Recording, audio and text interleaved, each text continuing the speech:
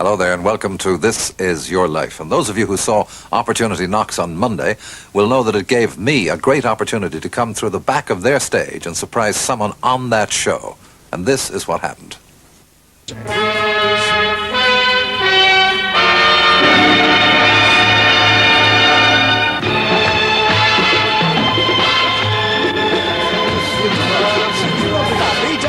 Come over all funny, doesn't he? I think you did. That's marvelous. Congratulations. Incidentally, I don't know. You didn't give me a present. You didn't give me a present for this man over here, but he's been very kind. Has he?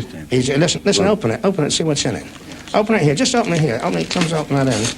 I think, Frank, it was very decent. Well, it's nice of me. It was, Frank. It's a lovely thought. Yes, just. Creep. Go on. No, go on. It's a big of Irish intellectual. Just go on. Open the whole thing.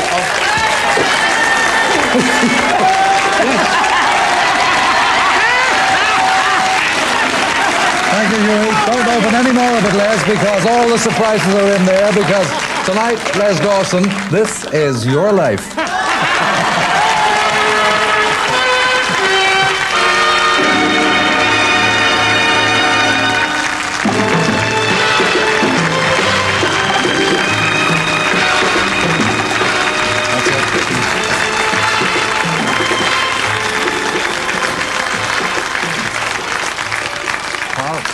I'll tell you this, at least Les now knows it's for real, no gag, right, Les, yeah? I've never been as shocked as the day I went to the Labour Exchange and was told there was a job vacant. Well, it really is for real, and this is your life, a life that's taken a bricklayer's son from Manchester along a tough road to stardom as a comedian. Now, tonight we surprised you on the set of Opportunity Knocks because it was on that program only 4 years ago you got your first big break. So before we go any further, let's hear from the man who helped you on your way to fame and helped us catch you tonight, Huey Green.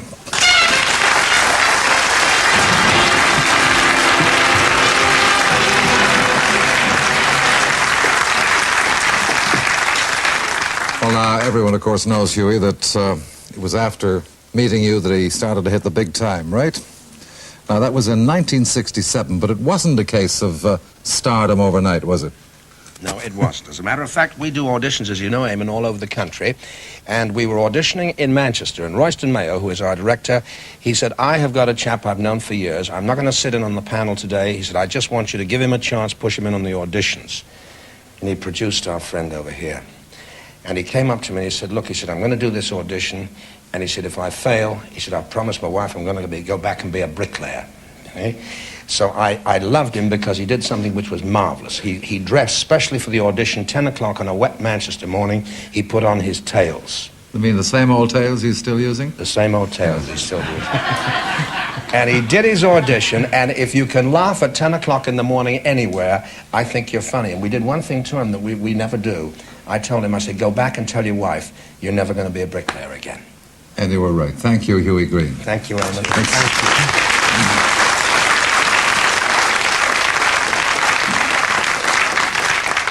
Well, now, Les, today you're a success and topping the bill in the pantomime Robinson Crusoe at the Alexandra Theatre in Birmingham.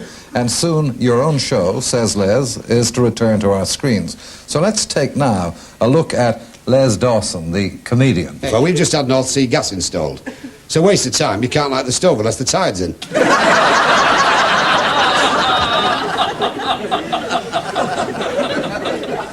Not that it bothers the wife, because she's no idea of cooking. I wouldn't say she burns everything, but we lay the table with an altar cloth.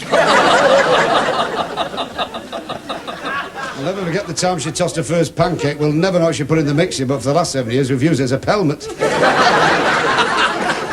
See, I don't knock marriage, really. I mean, marriage is very important. I've been married for 10 years now, and that's a decade, and believe me, the wife's decayed, but... Well, now, if we believed all that, of course, it would appear that Les Dawson is the most downtrodden husband in Britain. It's not true, is it, Les? Oh, yeah.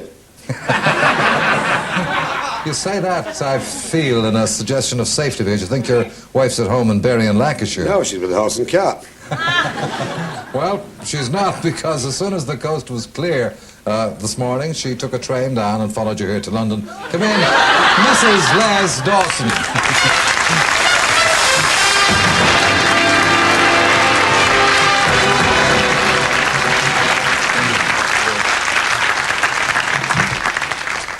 Well, Meg, you've become very much a part of Les's act.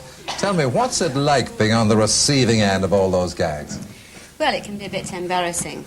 One of Les's gags used to be that his wife was like a girl, only she's taller. So when we used to go dancing, people used to be waiting around for me to stand up and see how big I was. Well, now, Les, for every entertainer, there is one magical moment when he knows that success has arrived. Yours came just 2 months after that opportunity knocks that Huey was talking about. On July 30th, 1967, at the ABC Theatre, Blackpool, during a show seen by millions of television viewers, you heard the compere say these words. Thank you, Les Dawson. Isn't he great, ladies and gentlemen? Let's bring him back for another bow. That's the man, yes, who introduced you that night. He's broken Cinderella pantomime rehearsals in Nottingham to be here tonight. Comedian Dickie Henderson. Oh,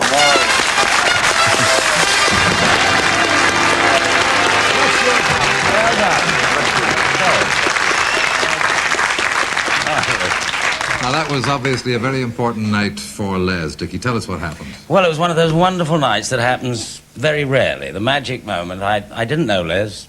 Met him before the show, and he came on, an unknown quantity to me and the audience.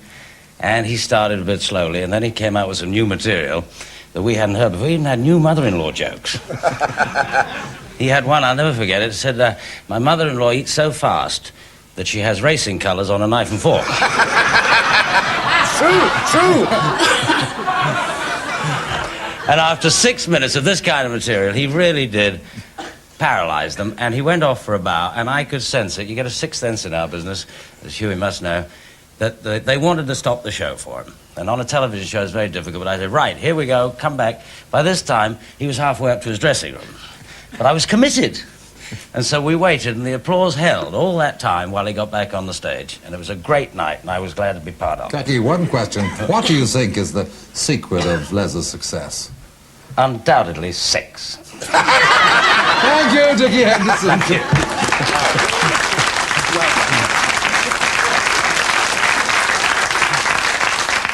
Well, that was the first experience of life at the top for Les Dawson. Now, the only son of a bricklayer born on February the 2nd, 1931 in Collyhurst, Manchester. But that bonny baby that we see here had a tough start in life. Is that me? That's you. I'll ask, both your parents are now dead, but they worked very hard to bring you up through the industrial slump of the 30s to boyhood and World War II. There you are. We have another picture of you in Class 6A at Moston Lane Infant School. And during the war, while your father was with the army in North Africa, money was in short supply in your council house home in Lightbound Road, Moston. So short that when your local Boy Scout troop planned a 50-mile trip to Morecambe, young Les Dawson had to make his own way there. I was lucky enough to be treated to the train fare, but Les had to follow on an old bike. Yes, the voice of a fellow member of that 56th Manchester Scout Troop, the boyhood pal, has remained a close friend today. Come in, Ken Coates.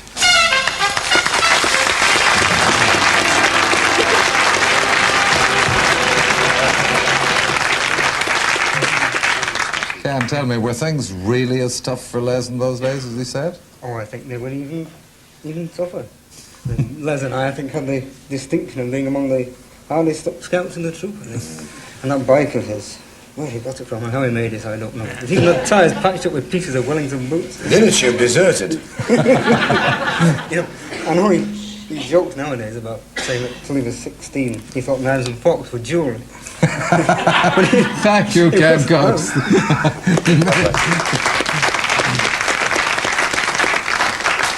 Now, from a Boy Scout's uniform, you switch at 14 to the overalls of an apprentice electrician, and in your spare time, you turn your hand to amateur boxing.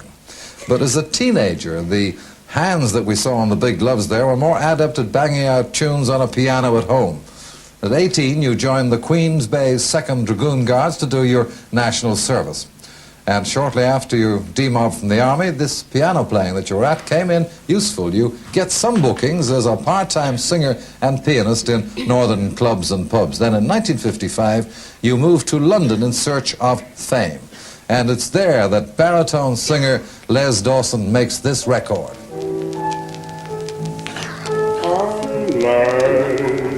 And we were born like a bee.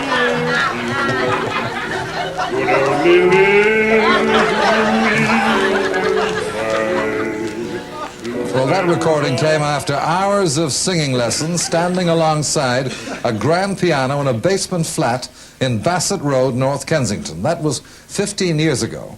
But that same piano is still making music in that same flat.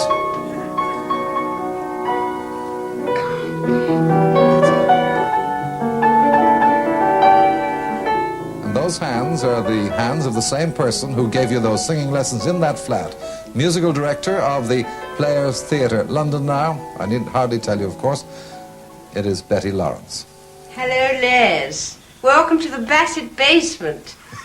Well, that song brings it all back, doesn't it? Do you remember me playing it here and you standing over there singing it in your dark, rich voice? I always knew you'd make it, and so did you. I'm absolutely delighted for you. See you soon. Yes, she'll see you soon because she's here tonight. Come in, Betty Lawrence. Betty.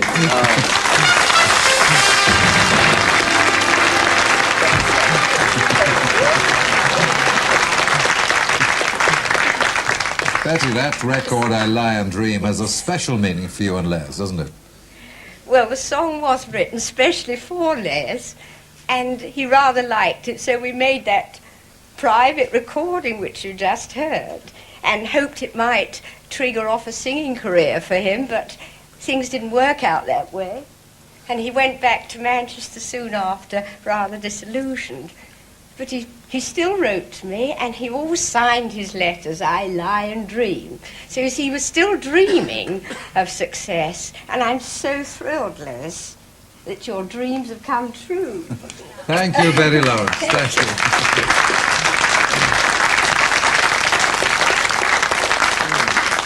Well, success was, in fact, just a dream in those days in London because times were so hard that you had to take a succession of jobs, far removed from the world of showbiz. What sort of jobs, Les, did you, in fact, take? To bet you yak herder.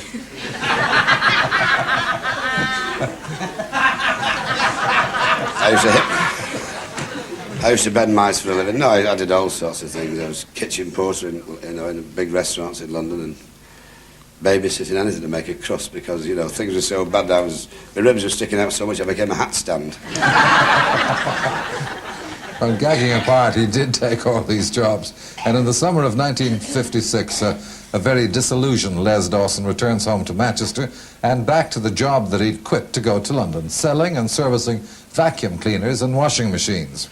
He's the only salesman I know to ask for time off to appear in a nude review. That's the man who in 1956 gave you your old job back, your boss for 9 years, George Walker. Oh, no!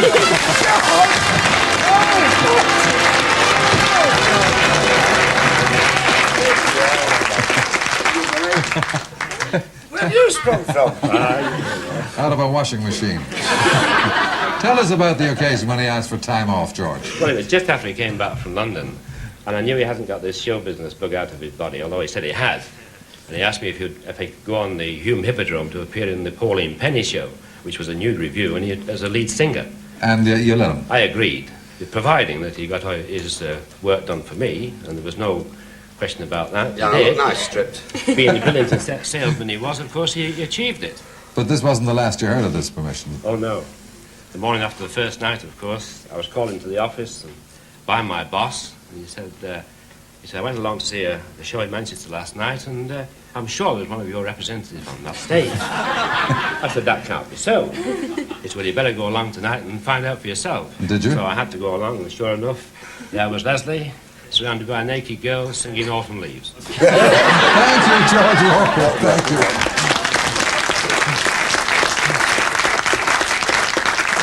Well, Les, I don't know what expression you were wearing during Autumn Leaves, but would you mind telling us how you hit upon this sad-faced expression that we all know so well now? How did you come to think that up? Well, it's only a stage image. I mean, in my private life, I'm a happy-go-lucky manic-depressive. But the thing was, I was working a club in the northeast a long time ago, and I died. I was dying so badly in India, they were calling me the fourth prophet. And it began to dawn on me that really I was a flop. A complete flop. And so one night I got stoned before I went on. And I slumped on the piano and just looked at them and they looked at me and First thing I said was, it's a great pleasure to be in this reconverted kipper depot. And they just spent thousands on this place, which didn't help matters, but that was how it started, and it's been ever since. But I am a pessimist, I suppose. Meg, do you remember the first time you met Les? Was it a romantic occasion? Well, not really. I went to a club in Manchester with a boyfriend, and Les was with the artist boot for the night playing the piano. So during the night I was asked to go over to Les to ask if he'd like to use a Cleverly. And when I went over to him, I said, would you like to use a Cleverly, Mr. Dawson? And he said, no thanks, love, I've just been. Well, anyhow, a year after that first spectacular meeting, Les, you and Meg were married on June the 25th, 1960 at St. Thomas's Church, Crumpsall, Manchester. Now, your popularity as a comedian brought you radio bookings and several television appearances until eventually you consider leaving George's firm and turning full-time professional. And that decision, Meg, coincided with a very important family decision, didn't it? Yes, well, we were told we couldn't have any children. So we decided that we'd put a deposit down in this new bungalow, and then we'd blow the rest of our savings in and go to Paris for a second honeymoon typo. And then when we came back, we was expecting Julie. Julie. So now I've got 3, a little girl, a little boy, and a baby in 5 minutes. So if there's anybody out there has any problems, don't worry over it. That's Julie Stewart and Family. yeah? The complete fun-loving Dawson family. And the laughter in your home, Les, is often at its loudest when a friend of yours, and a particular favourite of the children, comes to stay and entertain them with this sound. Whoa, buddy.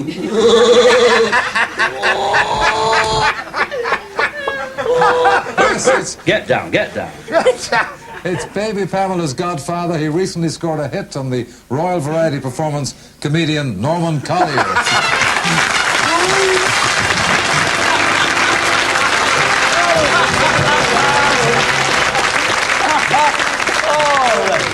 Wonderful. I'm very happy for it. I should have been working tonight. Should you really? The basic job with your club. Norman, I know that you were very proud, in fact, when Les and Meg asked you to be godfather to Pamela. Tell us, why do you think they chose you for the job? Well, he wasn't getting enough laughs with the kids, and he got me. I think to make the baby laugh. I think it was the first time I'd worked in weeks. But a marvellous time that day. But I always remember, because I used to stop at Les's and Meg's, you know, when I was working in Manchester. It was very good because they used to book digs and I used to move in. Get down.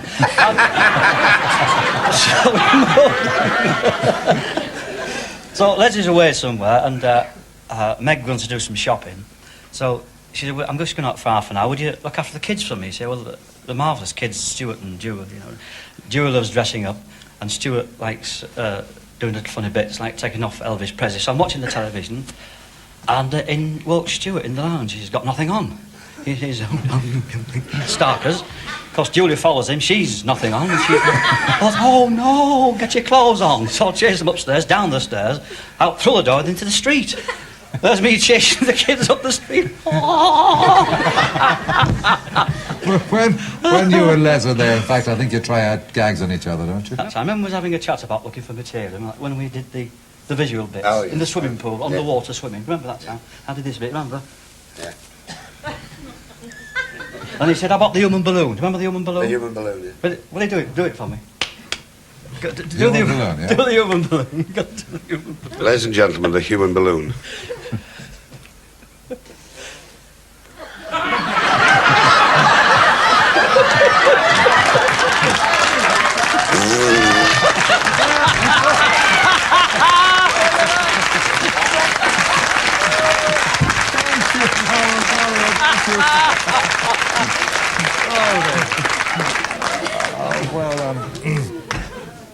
It was Les Dawson, the family man, who in May 1967 walked into a television studio to make a final attempt to make his name in show business on Opportunity Knocks. And you were more confident, Meg, than he was at that occasion, weren't you?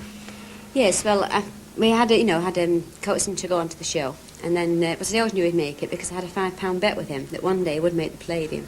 Well, make it he did, and after his success on Opportunity Knocks and with Dickie in Blackpool came an appearance on Sunday night at the London Palladium in March 1968. And again, the man who introduced you was, in fact, Dickie here. You got a letter after that show, Dickie, didn't you? Yes, I did. You know you get fan letters. I haven't told you this letter. And they blame me for the cast, and I'm only the compere.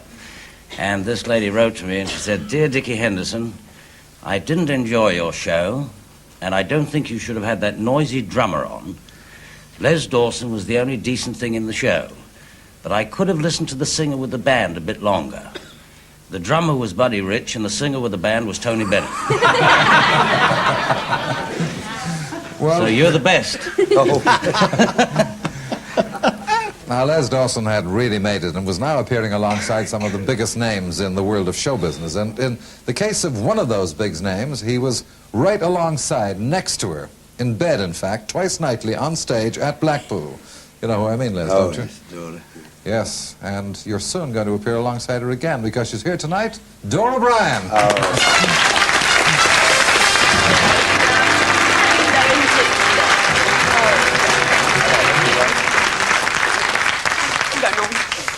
Dora, you must tell us more about this bed scene. Oh, well, we used to do this sketch in the show, you see, and it was ever so funny because when I first met Les, at least I'd met him earlier, but when we started rehearsing for Blackpool, he said, we're having a baby, Dora, on the opening night. And I said, oh, heck, you know. So he was either in the telephone box or on stage. He was never anywhere else. He was always phoning Meg about the baby, eventually the baby. But you see, we were twice nightly in bed every night. I always kept my hat on, Meg, it's all right. But it's... And, I was fully clothed, really, you know. I, in fact, had my gloves on, didn't I, Les? Yes. I used to, yeah. Aren't you going to carry me over the threshold? Can you remember anymore? Yes. Yeah.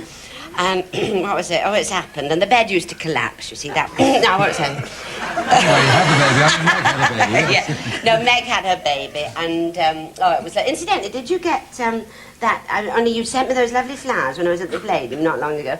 And I've lost your address on the last night, because it was a bit hectic that last night in Blackpool, wasn't it, love? And I lost your address. So I sent a little postcard, and I put Les Dawson, star of stage, screen and radio, Berry. And it got there, did it? Oh, good. Oh, that's the main thing. Thank you, Dora Bryan. Thank you.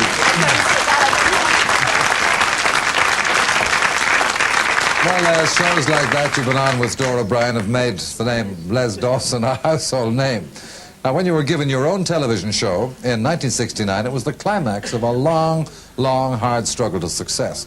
And when you'd reached the top, you were keen to give someone else an opportunity. And you remember some pals of yours. You remember a night in 1968 when you walked into the Mersey Hotel in Didsbury, Manchester, and from an upstairs room, you heard this sound.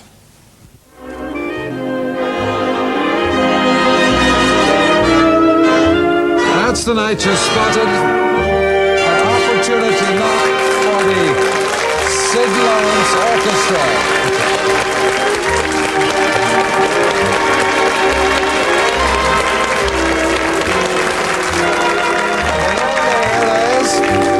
Together with singers and your first manager, Kevin Kent and Laura Lovelady, and of course, Sid Lawrence himself. Sid. Knockout. And you finished together, that's the great thing. Come around here, Sid, where we can see you. Now, tell me, how was it that Les gave you this big break of yours? Well, it happened that I started a band just for amusement. We used to get together in this pub in Didsbury every Tuesday night. And apparently, one night, Les just happened to call in, and he heard the sound, wanted to take a listen to it, yes? And at that time, he was beginning his own television series. And for background music, for the featured orchestra, he managed to talk the powers that be into booking us for it. And I would think that that was the end of the rehearsal band, more the beginning of the Sid Lawrence Orchestra. And we've really moved on. And I think the lads will agree that we owe a lot to Les Dawson. Thank you, Sid Lawrence. Thank you.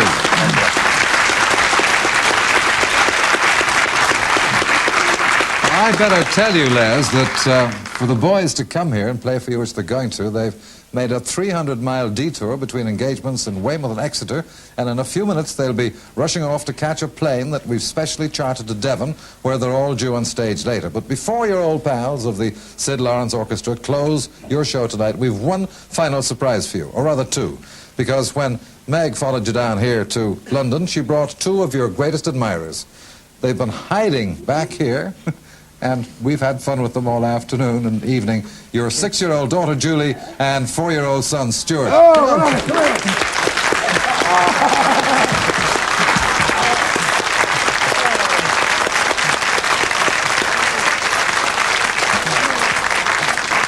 Charles Dawson, this is your life. All right, come over here in front of the officer. Come on. You're a great fella,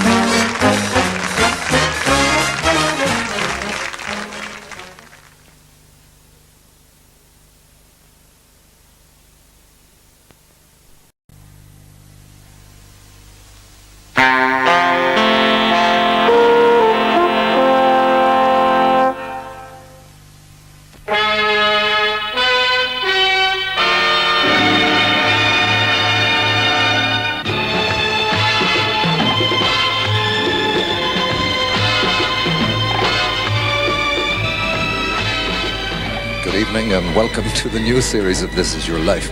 This Wednesday night, I'm halfway down a fire escape behind a restaurant in London's West End. I'm chasing one of Britain's hottest properties. Right now, inside, a fashion show is coming to an end. Now, stand by for surprises, because the person I'm looking for has in fact found fame in a much more rugged world, and I've had a signal. I've just got seconds to get inside. I have to get inside in time, so let's see what happens. Everyone this way, please.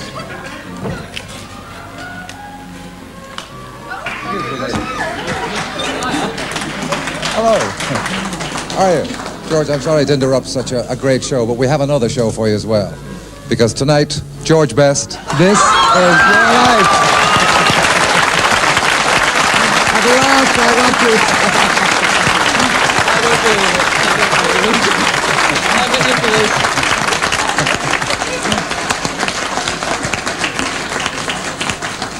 I tell you, he caught a lot of catching, as a lot of people know.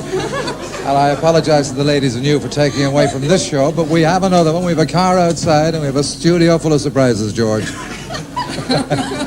Come on this way.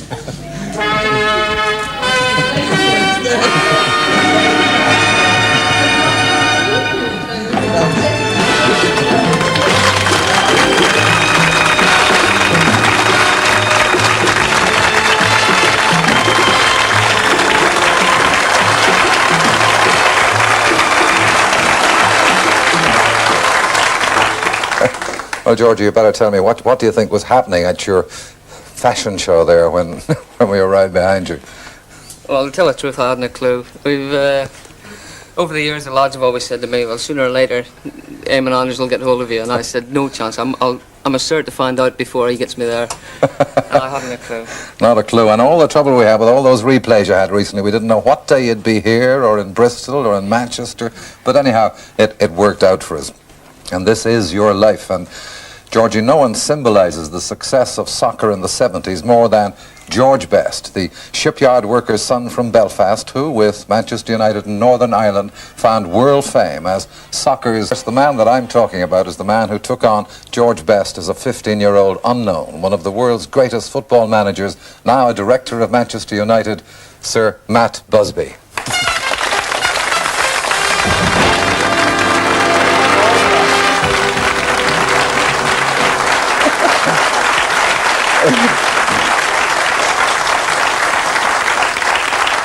Tell me, Sir Matt, what is it that George has that singles him out as one of the world's greatest players? Well, in every era, there is geniuses come along, whatever phase of life you're in. But in every century, a super genius comes along. And this is what George Best is in football today. If you just look at the 2 feet there, they pass the ball, they dribble the ball, they shoot the ball, and of course, he's got this appetite for the game. He's got all the quality of balance, which is phenomenal. And again, he's very good in the air, very good in the air, and a tremendous heart. And most important of all, he has got a great temperament. You know, periods of matches just before the kick-off and everybody's kicking around, they're all excited, and you'll see George sitting in the corner there looking at a programme as if it was a Sunday school meeting. George Best is a football magician. Thank you, Sir Matt Busby. Thank you very much.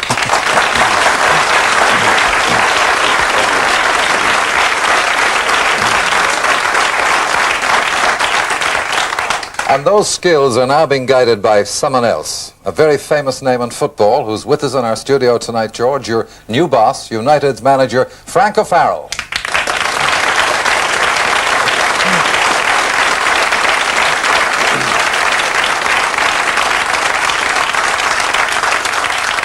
And what a fabulous partnership you're enjoying already this season, with United riding high at the top of Division 1. Well done.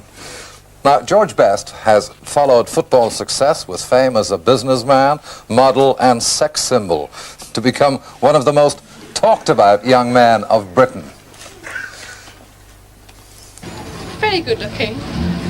He's not pretty as a lot of men are. I think he's a very handsome young man. Yep. Oh, he's lovely. He's just got a certain something. He dresses well, he's rather nice looking, and he's a great footballer. I think it's marvellous. George Best scores again. Rather odd, I thought, George. They were all women. Did you notice that? Yeah, very unusual. Very unusual, I don't think. But the first time you heard an excited crowd came as a young toddler when you stood on the touchline of North Road playing fields in your native Belfast and cheered on this player. You know who that player is, don't you? Yes, it is. It's your mum, and she was then Anne Best, star hockey player with the Queen's Park Club Belfast. And from Belfast, she's here tonight with your dad, Dick, and your sisters, Carol and Barbara.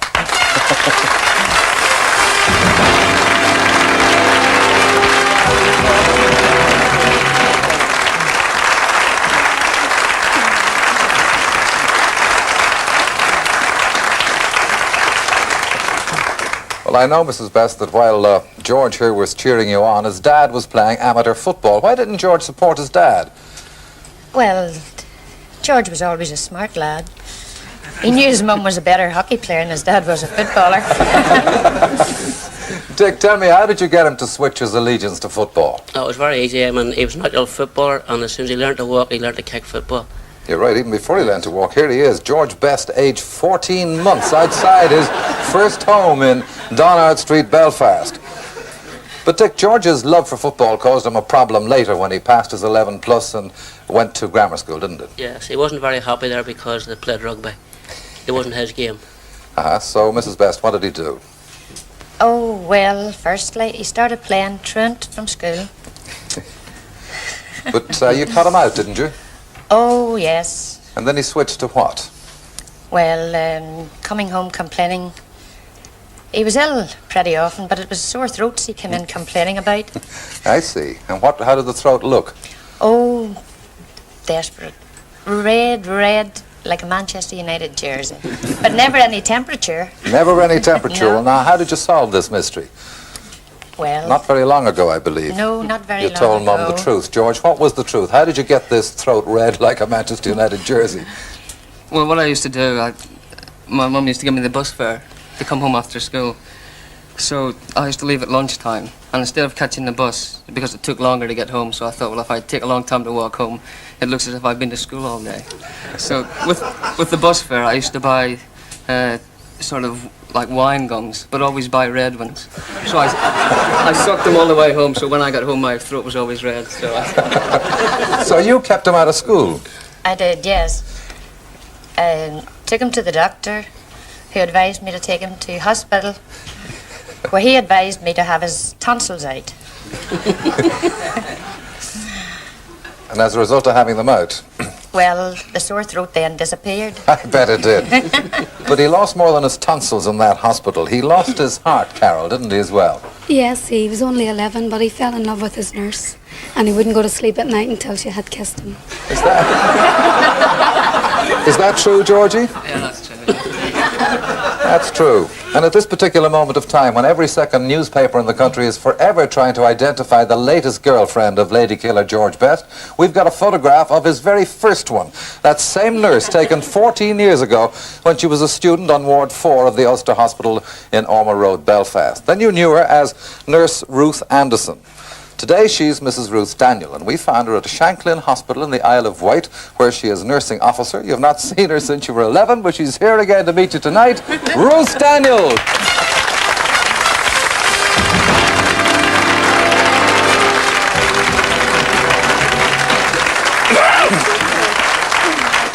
Well, Ruth, it's true to say that it came as quite a surprise to you to find out what happened to that little boy from Ward 4, didn't it? It certainly did. I had absolutely no idea until you told me that this same boy was the famous George Best, the worldwide football player. But did you know that he'd fallen for you? Well, come to think of it, he was rather a chatty little lad. And after he was discharged from hospital, he sent me 2 letters, signed with lots of love. Did you reply? Did you reply? To the first one I did, yes, but after that correspondence dropped off. And I think I'm the sorry girl tonight for having lost my time. Thank you, Ruth Daniel. Thank you. Well, George, shortly after leaving that hospital, you were transferred to Lisna Harris Secondary School near your home on the Craig Estate. Now, he was much happier there, wasn't he, Mr. Best? He was, because I played soccer there, and that was him. In fact, he became so good at his new school that you bought him a special present, didn't you? Yes, he set his mind on the racing bike, which I thought was a bit more than I could afford, about £10 too much, but thought, well, he's been so good, done so well, I'll get an HP agreement signed and get the bike for him. Was he pleased? He was, yes. Well, I wasn't so pleased a week later, though. Why, what happened? Well, he wrecked the bike, or more or less wrecked it. He was out on an icy road, which I had told him what to do. He came back, the bike hung over his shoulder, and his elbows skinned, his knees skinned.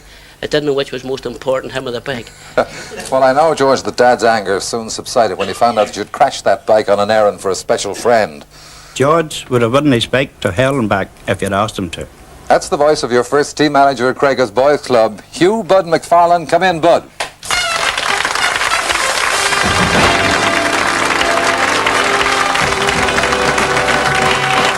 So, Bud, you took the blame for George's crash, did you?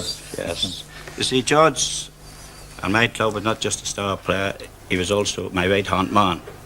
On the message I had to do, George was the first man to volunteer. So one particular night, I had to send George down to a local club to see the match was played on Saturday morning when he crashed on his bicycle. But you made things right for him, didn't you? Well, when he told us, we organised a kitty to help pay for the damage to the bike. But George was very keen on football. At many a Saturday morning, he played 2 games in the one morning. And he needed that bicycle to get him from one ground to the other ground for kick-off time. Thank you, Bud. Thank you. All right, George, in Bud's team you begin to shine, and soon you were the talk of the Belfast shipyards, where your name reached someone who's to change the course of your life. A shipyard riveter who 10 years ago celebrated his appointment as a Manchester United scout by signing on George Best. And he's here tonight, Bob Bishop.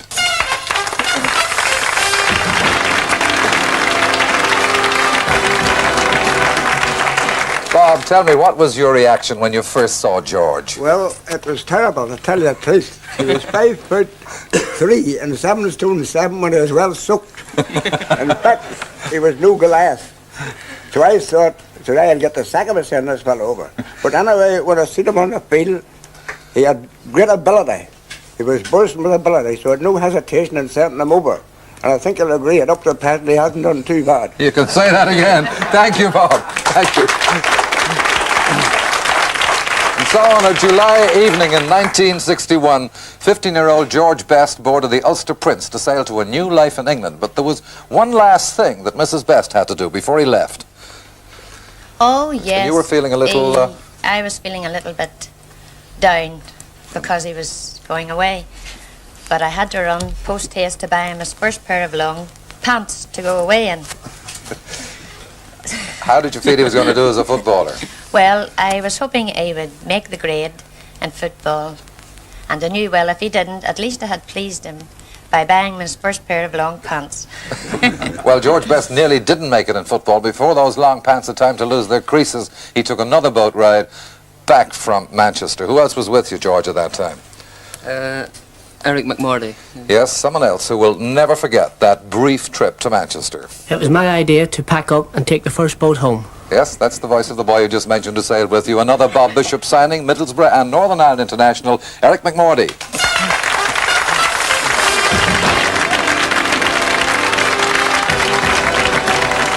Eric, so you were to blame for George turning his back on Manchester, were you?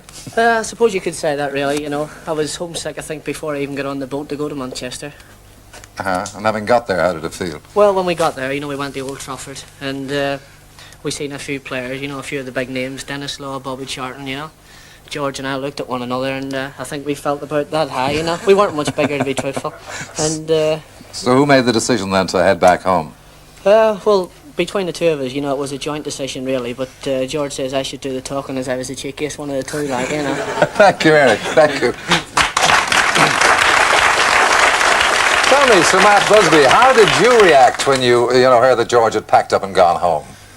Well, after the homesickness, they were still ranking in my mind, and I decided a few days afterward to write to Dickie's father and say if it was possible, and he changed his mind, would love to have him back. And about 3 weeks afterwards, I duly got a letter from Dick saying George had come in and said he'd like to try it again. So how lucky can you be? Well, lucky enough to have spotted in that one day what this fella had, and you spotted it. So a few weeks later, George, you were back at Old Trafford to stay. At 17, you're a first-team star. 21 games after making your debut on September 14, 1963, you won your first international cap for Ireland. But now, a player who puts so much heart into his game is bound sometimes to follow triumph with trouble. Now, you've been in trouble with referees sometimes. Sir Matt, how does he react afterwards? Well, actually, George is the type of player that really, he doesn't show it, but he feels it. And there has been times when he's come on and said, look, I'll have to try and stop this. But he's the subject, I think, probably of the most abuse in the game physically. And I think this has a reaction in the respect that you can be kicked once, twice, and sometimes a third time if you're human, you turn back. But generally speaking, he tries to get rid of this coming back at them. And this reaction, this strength when he comes back, we know just how, in fact, he reacted when he came back to football after a month's suspension by the FA in 1970. United met, as I'm sure obviously you both remember well, Northampton Town in an FA Cup tie, and this is what happened. Ferran forward for Kidd. In the middle is Morgan and Best. Book could lose it, it's Best! Georgie Best! Ferran through for Best. Here he goes again. Georgie Best. Willie Morgan coming over to help Kidd now. And a chance for Best. Here's the hat trick. There it is eventually. Kidd again. Here's Best. Number 4. Georgie Best. Just the tiniest touch. Burns.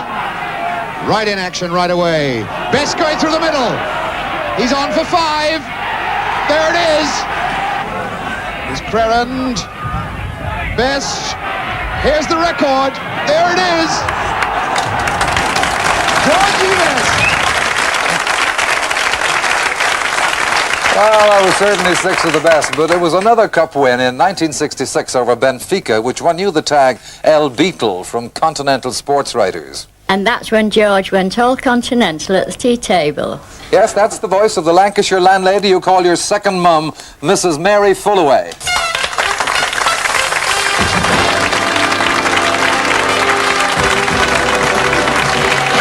Tell me, Mary, what do you mean by saying he went all continental? Well, all of a sudden he was a bit of a gourmet. And, well, from fish and chips to potato pie, he suddenly decided that he liked steak Diane. Steak Diane, how are you? Well, what did you do about that? Well, he took me to a restaurant to show me how it was cooked. And when I saw the brandy poured over and the lights, I said, well, if our little kitchen's going to do that, we're going to have a house burnt down. So what did you do? Oh, I had a go at it. I poured the brandy on it and stuck it in the oven and hoped for the best. He ate it and enjoyed it. Thank you, Mrs. Fullaway. Thank you. Well, soon after, George Best was not only in demand for his football brilliance, but his pop star looks. The footballer became a boutique owner. Fan mail came in by the ton. His business interest boomed. His name was immortalized in a pop song. And next we were to see George Best, the model. And that's when I started to play Cupid for him. Yes, it's the girl who shared your debut in the world of fashion, Kathy McGowan.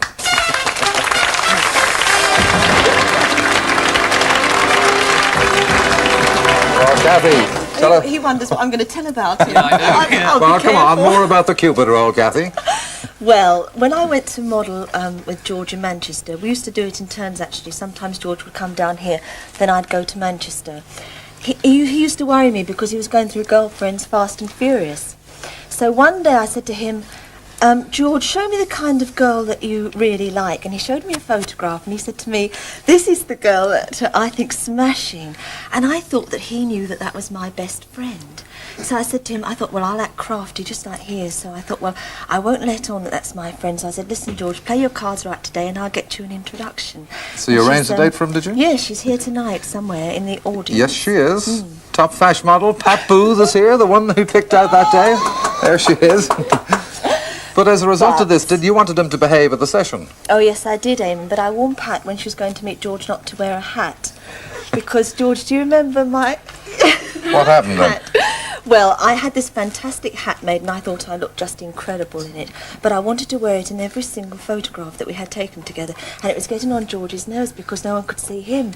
And they were saying, look, George, just move a bit over, will you, to the left and then to the right. Anyway, I finally went in to change. And when I came back, there was no hat. And I said, for God's sake, George, where's the hat? And he said to me, oh, it's gone out the window. And I looked down and there it was with all the traffic rolling over it. And to this day, he says it was never him. I bet it was, but I think you've forgotten about that. Thank you very much, Kathy McGowan.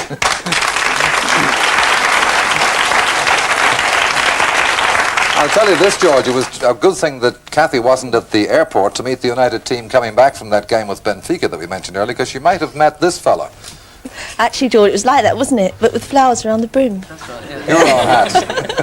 Well, not even a giant-sized sombrero could hide that face. It's yours, of course, a face that has become famous in all corners of the world. Remember that quiet day off in Australia, George?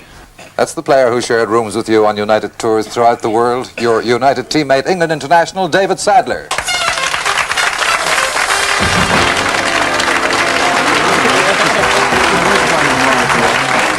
Tell us what happened in Australia, David. Well, you know, we got to Perth and it was the end of a long and tiring tour, and this fan came up and said, you know, by way of a change, would you like to come out to my house and have a nice, quiet, peaceful afternoon? Yeah? Did you take him up on the offer? Oh, yes, we did. Yeah, we left Perth and went about 50 miles up the road, but instead of a nice, quiet house, you know, we arrived at a hall with about 250 people there, the band playing and a huge banner saying, "Welcome, George." Not quite what you expected. Not quite, no. You know, it ended up, the evening ended up with George being mobbed by all these people and then being asked to pull the ticket out in the raffle. Well, he scored again as usual. Oh. Well, he pulled his own ticket out for first prize. Thank you, David. Well, George was on a winner again in 1968 when English sports writers voted him their youngest ever Footballer of the Year. An award followed 6 months later by the title European Footballer of the Year. Now, that second title came after helping United win the European Cup with this goal in extra time. Stepney collected and fed his forwards. Waiting to receive was Mighty Best. He simply walked the ball into the net. What a goal! United in the lead. Well, goals like that spells success, and in the soccer of the 70s, success brings rich rewards. A year ago, George Best moved into this £40,000 luxury home. But that meant leaving this house, Mrs. Fullaway's, his home for some 9 years. And when he told you, Mrs. Fullaway, he was leaving, you took a decision, didn't you? I did. Well, I thought there was nobody could replace George. So I told him, well, I'll go out and get a small little job for myself, but what did he have to say to George that? says, no, you've worked hard enough. I'm going to pension you. And I'm going to retain my room so that I can always come back to it. He still has his key. And I still come down in the morning and find little notes about I'm in bed, George. So he kept his word in that, and I know, George, that Mrs. Fullaway, like your parents, has been proud to see you grow up into one of the world's most famous players. Now, soccer experts make you an automatic choice for their team in World Time All Greats. But I know that for you, there's one team that means more than any of the others. It, too, has 11 members. Tonight, we've met 5 of them. Now, let's meet the others. From Belfast, the rest of the Best family, your sisters, twins, Julia and Grace.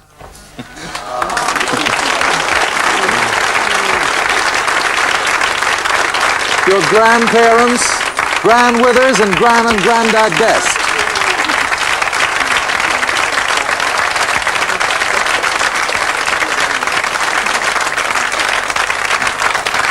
George, that leaves just one more, doesn't it? The youngest member of the team. Tell us who he was named after. Well, obviously, a person who I've got the greatest respect for, Sir Matt. That's it, and he's here too. Come in, the latest Manchester United protege, Ian Busby Best.